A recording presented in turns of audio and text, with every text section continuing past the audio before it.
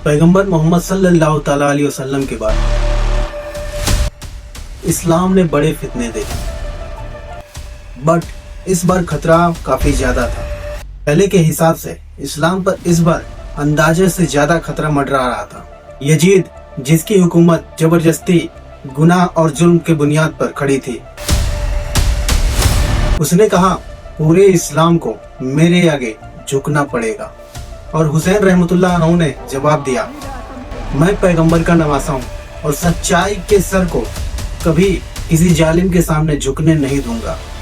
यहीं से करबला की कहानी शुरू होती है। हुसैन रहमतुल्लाह अलैह अगर बैत कर लेते तो यजीद को अपनी जुल्म का इस्लाम का नाम मिल जाता, बट उन्होंने समझ लिया सत्ता का समझौता इस्लाम की तबाही।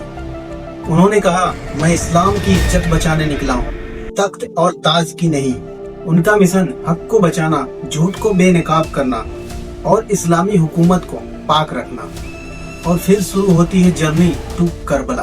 हुसैन रहमतुल्लाह अलैह ने मदीना छोड़ा, फिर मक्का और कूफा की तरफ चल पड़े, क्योंकि लोगों ने चिट्ठियां भेजकर मदद का वादा किया था। लेकिन कूफा के रास्ते में यजीद के हुक्म से उनका रास्ता घेर लिया गया था।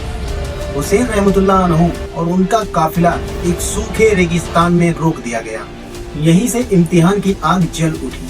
सबसे बड़ी कुर्ता वाटर ब्लॉकेज, यूफ्रेटिस नदी के सामने पानी पर पहरा, तपती रेत में बच्चों के होंठ सूख चुके थे और औरतों की आंखें पानी मांग रही थी।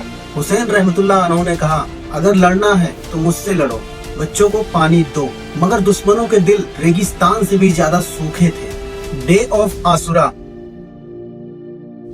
द बैटल, सुबह की अजान में दुआएं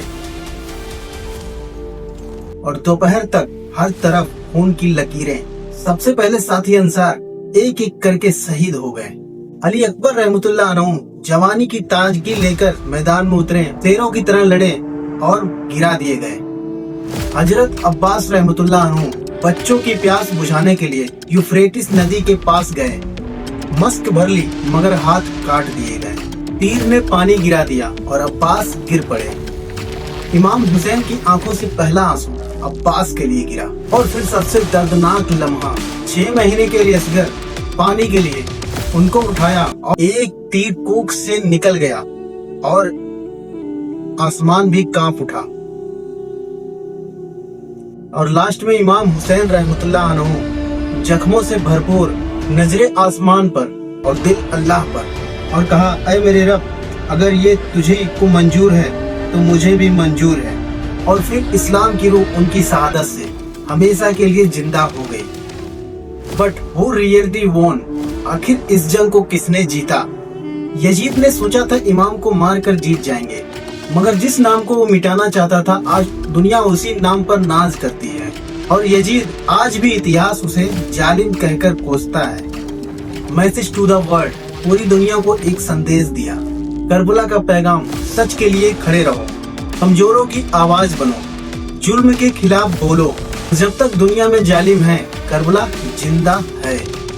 हुसैन रहमतुल्लाह अलैह ने जुल्म के अंधेरे में इतना रोशनी फैलाया कि 1400 साल बाद भी लोग उनके नाम पर आंसू बहाते हैं। तो अगर आपका दिल भी कहता है कि सच कभी हार नहीं सकता, तो कमेंट में लब्बैक या हुसैन जरूर बोलें।